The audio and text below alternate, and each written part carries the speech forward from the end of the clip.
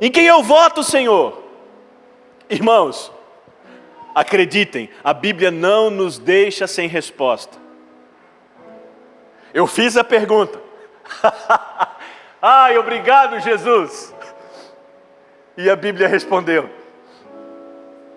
Abra comigo Deuteronômio capítulo 17.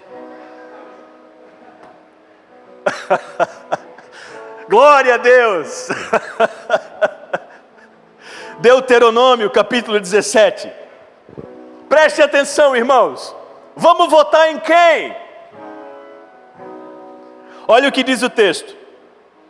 Quando entrares na terra que te dá o Senhor teu Deus, e a possuíres, e nela habitares, e disseres, estabelecerei sobre mim um rei, como todas as nações que se acham ao redor de mim, estabelecerás com efeito sobre ti, como rei, aquele que o Senhor teu Deus escolher. Homem estranho, que não seja dentre os teus irmãos, não estabelecerás sobre ti, e sim um dentre eles. Porém este não multiplicará para si cavalos, nem fará voltar o povo ao Egito para multiplicar cavalos. Pois o Senhor vos disse, nunca mais voltareis por este caminho. Tampouco para si multiplicará mulheres, para que o seu coração não se desvie, nem multiplicará muito para si prata ou ouro. Também, quando se assentar no trono do seu reino, escreverá para si um traslado desta lei num livro, do que está diante dos levitas sacerdotes. E o terá consigo, e nele lerá todos os dias da sua vida, para que aprenda a temer o Senhor seu Deus, a fim de guardar todas as palavras desta lei e estes estatutos, para os cumprir. Isto fará para que o seu coração não se eleve sobre os seus irmãos e não se aparte do mandamento, nem para a direita, nem para a esquerda, de sorte que se prolongue os dias do seu reino, ele e seus filhos no meio dele. Irmãos, aqui, o povo de Deus é devidamente instruído quanto aos requisitos que deveriam ser preenchidos por um candidato. O texto fala de como eles deveriam eleger um rei. Aqui existem princípios que são atemporais, ou seja, servem para todos os tempos, para todas as épocas. A respeito de alguns requisitos que devem ser preenchidos quando nós vamos escolher alguém que nos represente. Seja na esfera federal, seja na esfera estadual, seja na esfera municipal. Seja até nas associações comunitárias, dos bairros ou das ruas. Você não pode escolher qualquer um.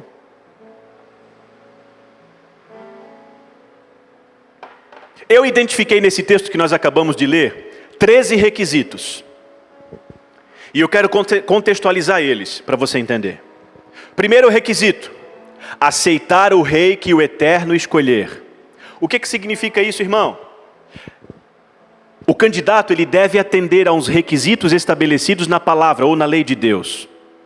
Preste atenção, Deus disse, vocês vão escolher um rei que seja o rei que eu escolher. Quando Deus disse, tem que ser o rei que eu escolher, Ele está dizendo, eu tenho requisitos para ser preenchidos.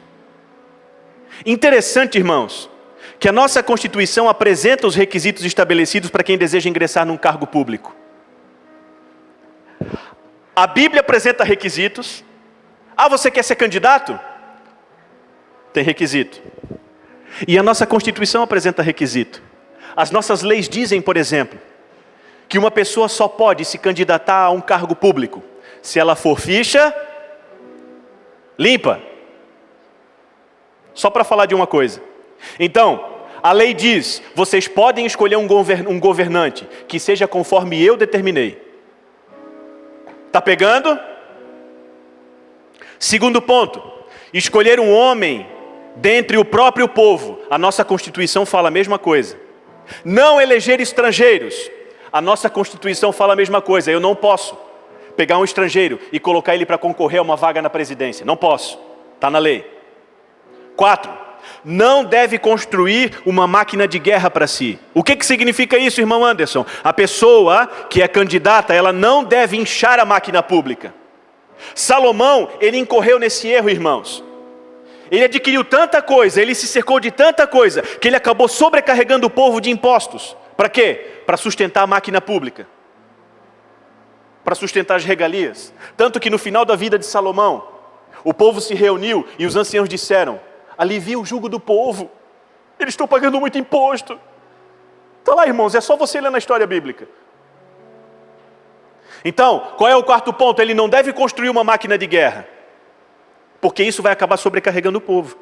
Quinto ponto, ele não deve acumular cavalos e carros de guerra. Isso aqui fala de abuso de poder e de dominação.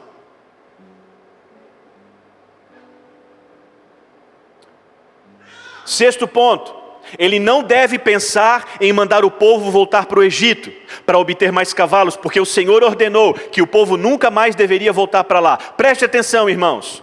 O que isso está ensinando? Que esse candidato, ele não deveria se rebelar contra uma aliança nacional estabelecida e nem buscar ajuda internacional que colocasse em risco a subsistência ou a soberania do país. Irmão, tu não está forçando a barra na interpretação? Não. Um grande exemplo você vai encontrar lá no livro do profeta Ezequiel, capítulo 17. Ezequiel 17 conta a história do que aconteceu com o rei Zedequias. Ele descumpriu um acordo, ele descumpriu uma aliança, ele rompeu um pacto e foi buscar ajuda no Egito. Sabe o que aconteceu? Ele foi preso e a nação destruída. Por quê? Ele quebrou um pacto estabelecido. Ele foi buscar ajuda internacional para ferir o pacto que já estava em vigor e se deu mal. Eu vou contextualizar, irmãos. Por exemplo, recentemente o Conselho da ONU, diga-se de passagem que não tem poder nenhum para interferir nas leis brasileiras, ele foi consultado no caso de uma candidatura que foi impugnada pela nossa justiça. Nenhum comitê internacional, irmãos, pode interferir no processo ou no julgamento, porque ao fazer qualquer recomendação, e foi o que a ONU fez, ela fez uma recomendação ao Brasil. Essa recomendação não pode exigir que seja cumprida, porque eles não têm poder legal para interferir nos assuntos locais. O que existe, internacionalmente falando, é o que eles chamam de poder de constrangimento, onde eles expõem o governo internacionalmente. Mas se o governo recusar essa recomendação, eles não sofrem nenhuma sanção. A nossa própria Constituição, irmãos, prevê que os acordos internacionais são assinados de maneira facultativa. O que é algo facultativo? É opcional. Não é obrigatório. Então, quando eles assinam qualquer acordo internacional, eles fazem de maneira facultativa, eles fazem de maneira opcional. Eles podem acatar a recomendação e eles podem rejeitar a recomendação. Você está comigo ainda? E em última análise, irmãos, cabe somente ao Senado Federal deliberar sobre esse assunto. Esse caso recente que foi noticiado na mídia, não passou de uma jogada política, porque ela não tem peso legal, não tem peso jurídico nenhum. Então, esse exemplo que eu estou dando do que aconteceu conosco, nessa consulta à ONU, foi mais ou menos o que o rei Zedequias fez. Ele foi buscar ajuda no Egito para romper um pacto anteriormente estabelecido. Se deu mal. Vamos continuar? Sétimo item que eu identifiquei: não deve ter muitas mulheres, para o seu coração não se desviar do Senhor. Sabe do que fala isso, irmãos? Fala de alianças políticas. Ô irmão, forçação de barra. Não, irmãos. No contexto bíblico, era comum que os reis casassem com mulheres de outros reinos para se aliançarem politicamente.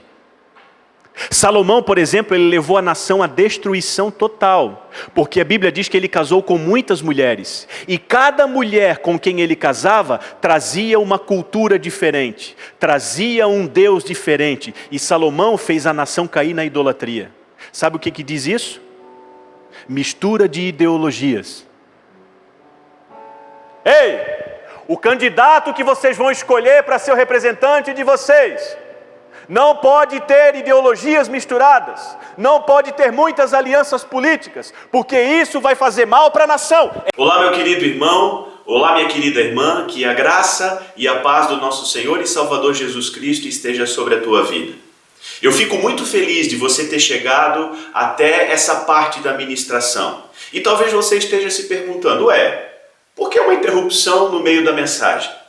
Bom, eu preciso dar aqui uma pequena explicação. Durante a gravação desse culto, nós tivemos, infelizmente, um pequeno probleminha técnico com a nossa câmera. E isso ocasionou a interrupção, por assim dizer, de um trecho de aproximadamente 5 ou 6 minutos. O áudio ficou ruim, a imagem ela perdeu o foco. Então, para que toda a ministração fizesse sentido e não perdesse a coerência, a coesão, eu achei por bem dar essa pequena explicação para você.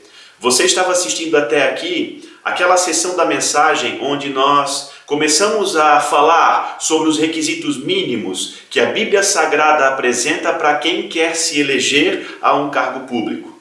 E agorinha há pouco você estava vendo o 7º item dessa lista que eu apresentei como sendo num total de 13. E nessa 7ª lista, como você viu, nós falávamos a respeito de o candidato a um cargo público não ter muitas mulheres, o que faz menção, o que é uma apologia às alianças políticas, às misturas ideológicas. Então, é sobre isso que nós estávamos falando e você pegou praticamente até o finalzinho desse item, desse 7º item da ministração.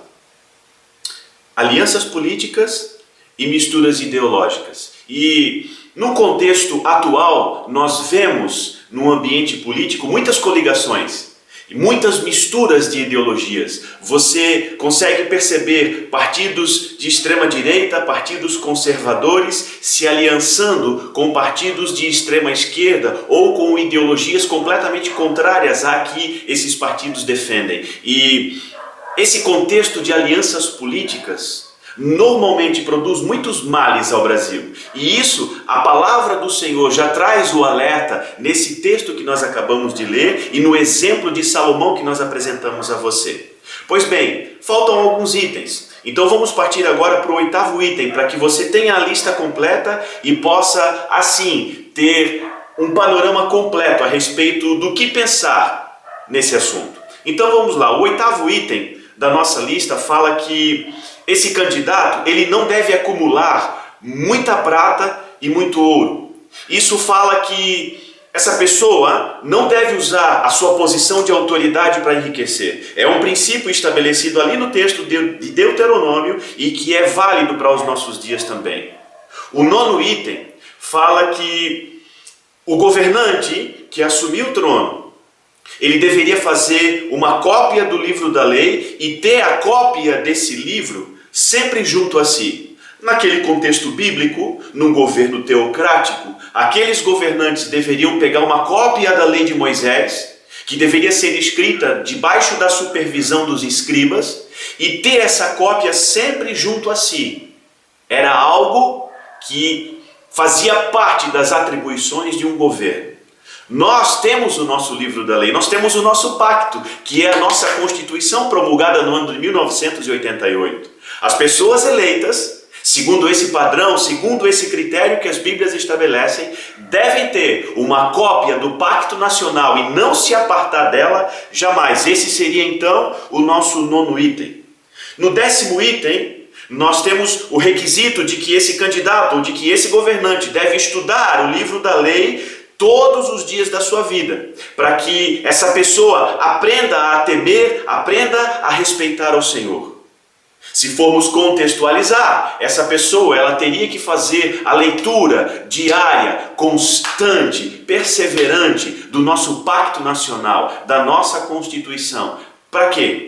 Para que ela aprendesse a respeitar as leis, para que ela aprendesse que as leis falam de princípios éticos, de princípios morais, da defesa dos pilares da sociedade. É disso que a nossa Constituição fala e esse é o princípio abordado nesse item que eu estou apresentando a você.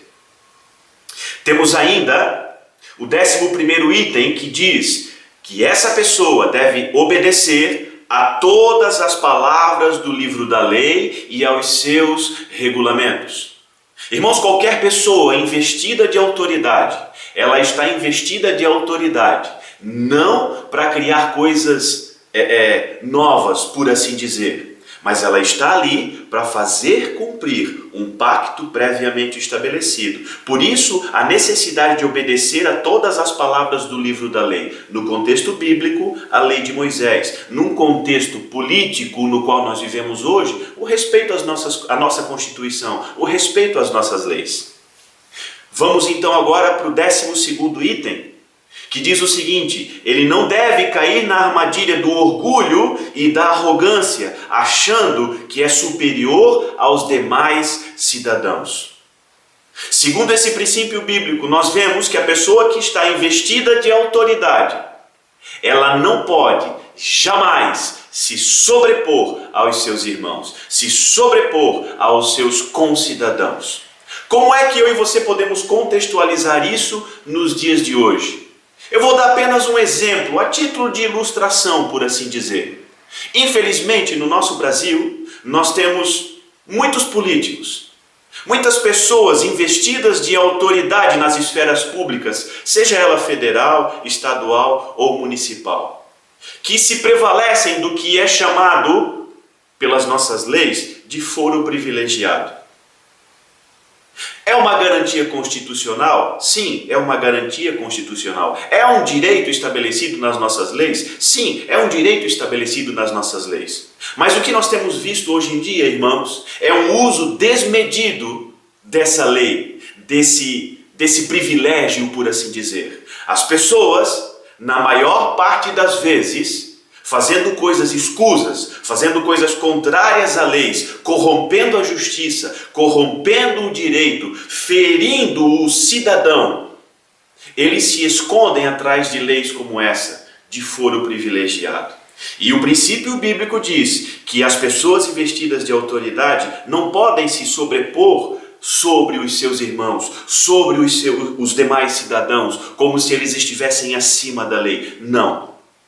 O princípio bíblico diz que tanto quem governa como quem é governado deve obrigatoriamente estar sujeito às mesmas leis. Esse então é o 12º princípio, é o 12º requisito. Partimos então para o último deles, que é o 13º, que diz: não pode alterar os mandamentos ao seu bel prazer, para adaptá-los aos seus propósitos, e nem elaborar uma versão própria da lei. O texto diz algo mais ou menos assim: o seu coração não pode se desviar nem para a direita e nem para a esquerda dos meus princípios. E esse texto que nós lemos ali em Deuteronômio, explicado, é exatamente isso que eu acabo de falar para você. A pessoa que está investida de autoridade, ou aquela que está se candidatando a um cargo público, ela tem que ter consciência de que ela não pode alterar o mandamento. No nosso caso, ela não pode alterar a Constituição ao seu bel prazer. Poxa, me deu vontade de alterar a Constituição porque eu não concordo com esse princípio fundamental do texto. Ele não pode, ao seu bel prazer, fazer esse tipo de alteração. E ele não pode adaptar qualquer princípio constitucional para que ele se encaixe na sua ideologia de governo, no seu modelo de gestão.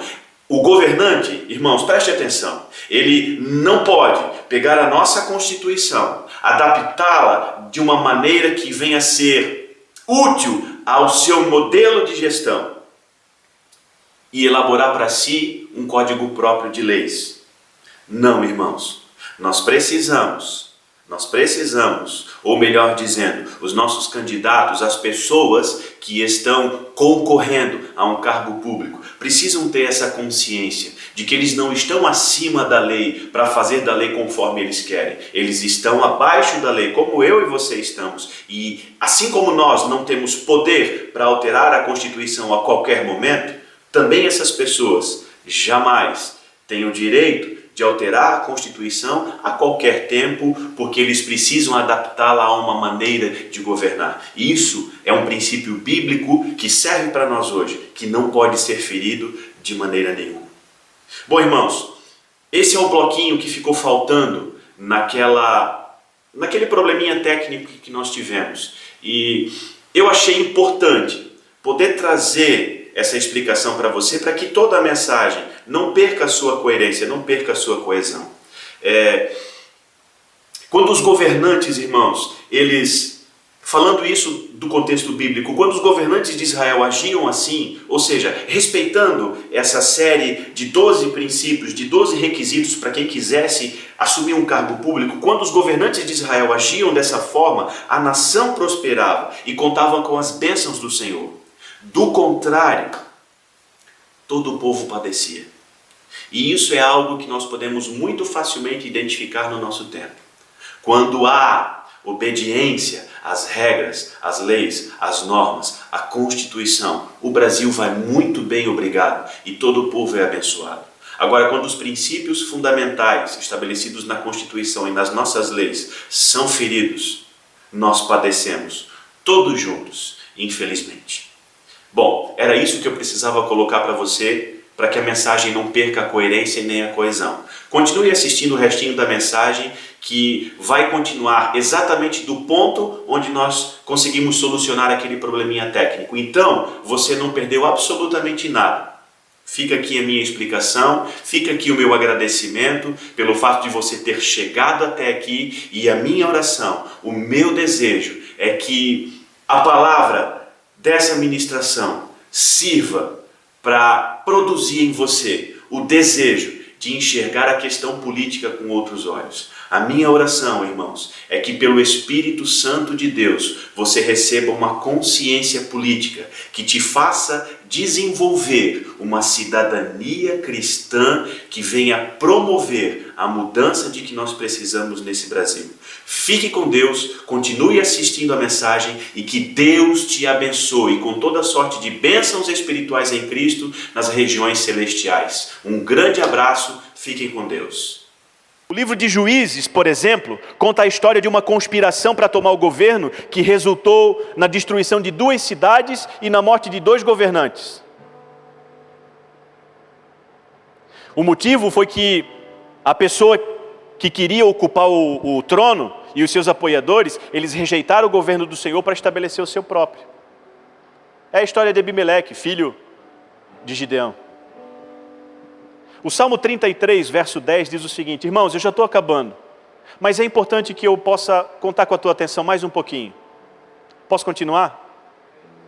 É importante, irmãos.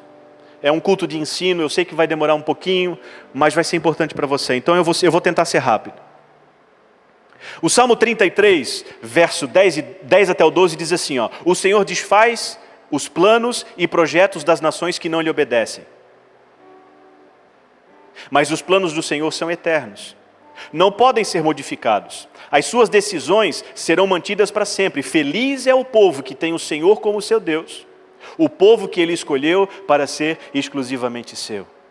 Irmãos, quando nós cumprimos a lei, nós contamos com as bênçãos do Senhor e os desígnios do Senhor são estabelecidos. Quando nós rejeitamos a lei, o próprio Deus nos abandona, é o que nós acabamos de ler. Então o que eu vou fazer? Tu já passasse para mim em quem eu devo votar, mas diante disso tudo, o que eu faço? O profeta Elias, irmãos, num determinado momento, ele reuniu toda a congregação dos filhos de Israel. E ele proclamou a vontade de Deus. E ele conclamou o povo a escolher a quem eles queriam servir. Elias disse: olha, eu chamei vocês aqui para falar que a vontade do Senhor é essa. Agora é o seguinte, escolham quem vocês querem servir.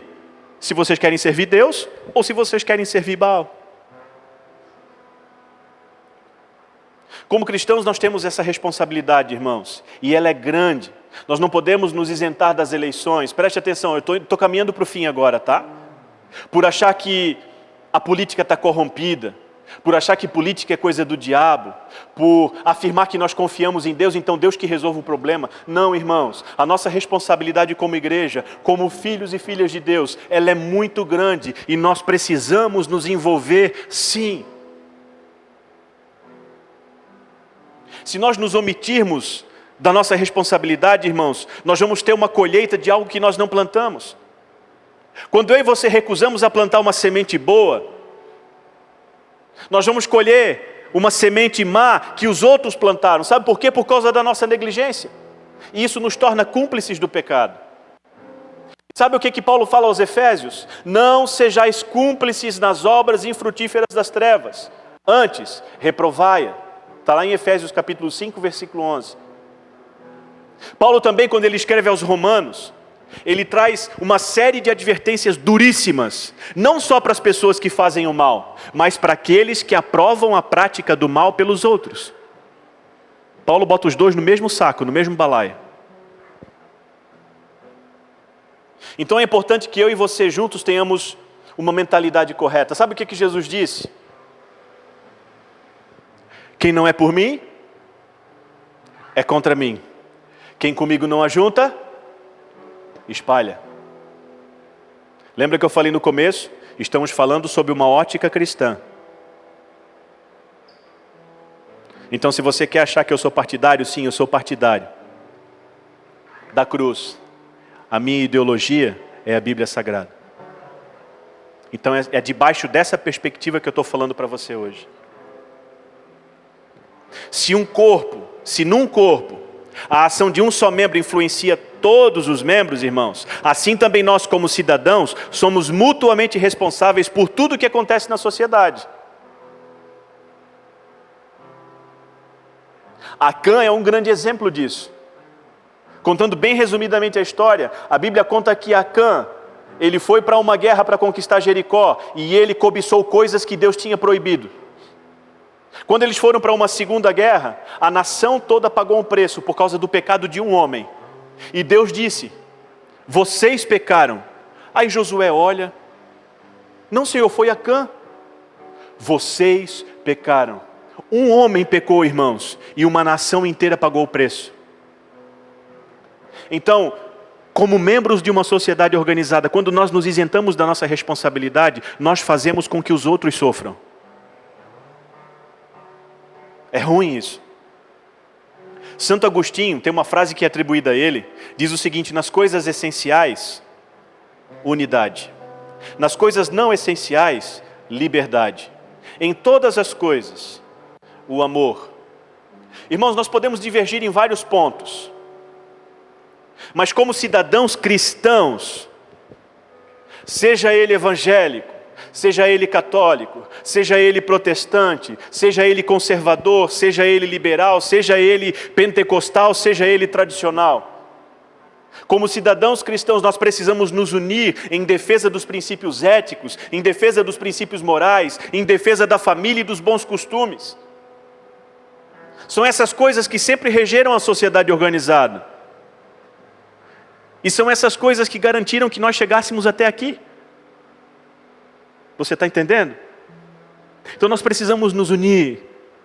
Por mais que discordemos em algumas coisas, no que é essencial, no que diz respeito ao reino dos céus, no que diz respeito à vontade de Deus, nós precisamos estar unidos, irmãos. Nós não podemos compactuar com ideologias contrárias aos princípios bíblicos. E o nosso voto nessa hora, ele vai revelar quem nós somos, no que nós cremos. Nós precisamos defender os nossos direitos como cidadão, igual Paulo. Paulo foi um cara que se moveu sobrenaturalmente, mas que defendeu a sua cidadania terrena. Quando ele foi preso injustamente, e quiseram depois soltar ele às escuras, tipo, vai embora porque tu vai arrumar problema. Ele disse: não, eu sou cidadão romano, eu exijo um processo legal. Vocês querem se livrar de mim porque vão arrumar confusão, né? Eu sou cidadão romano, não tem jeito. Paulo foi o cara, e não se absteve de defender a sua cidadania terrena. E nós?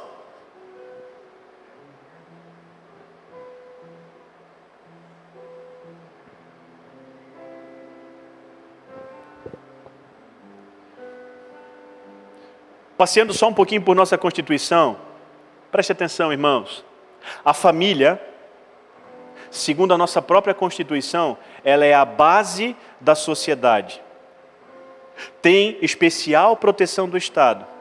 E para efeito da proteção do Estado, a entidade familiar reconhecida legalmente é a união estável entre o homem e a mulher. Está lá no artigo 226, parágrafo 3º. A família é o pilar da sociedade. é a base da nossa Constituição e tem especial proteção do Estado. E o Estado só reconhece família, a união de um homem com uma mulher. O que essas ideologias querem fazer quando assumirem o governo? Ou se assumirem o governo?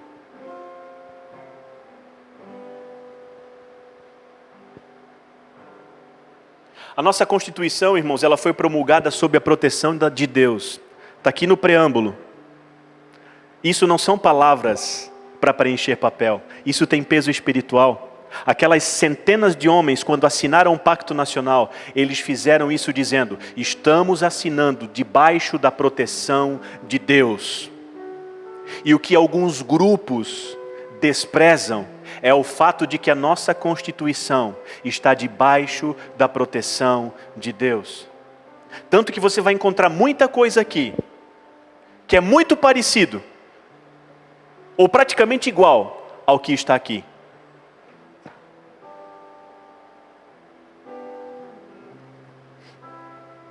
Tem muita outra coisa, mas eu não tenho mais tempo.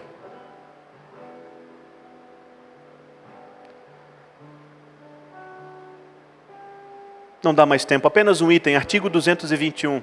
São vários, irmãos, que fala sobre a nossa liberdade de culto, que fala sobre o nosso direito individual, enfim, é uma série de coisas, mas o tempo já estourou. Mas pelo menos o artigo 221 eu quero ler para você. A produção e a programação das emissoras de rádio e televisão atenderão aos seguintes princípios, preste atenção. Preferência a finalidades educativas, artísticas, culturais e informativas. E no item 4, uma coisa me chamou a atenção. A produção e a programação das emissoras de rádio e televisão atenderão aos seguintes princípios: respeito aos valores éticos e sociais da pessoa e da família. Vou repetir: respeito aos valores éticos e sociais da pessoa e da família. Pergunto: o que você tem visto em algumas redes de televisão? Está cumprindo esse preceito constitucional? Ou está declarando guerra aberta? Não só aos cristãos, não só às famílias, não só às nossas crianças, mas ao próprio texto constitucional.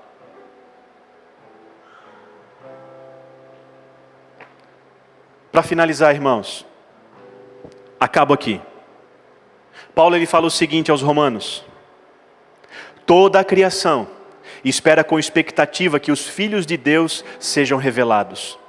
Pois toda a criação foi submetida à inutilidade, não pela sua própria vontade, mas por causa da vontade daquele que a sujeitou, na esperança de que a própria criação seja libertada da escravidão, da decadência em que se encontra e participe da gloriosa liberdade que os filhos de Deus desfrutem.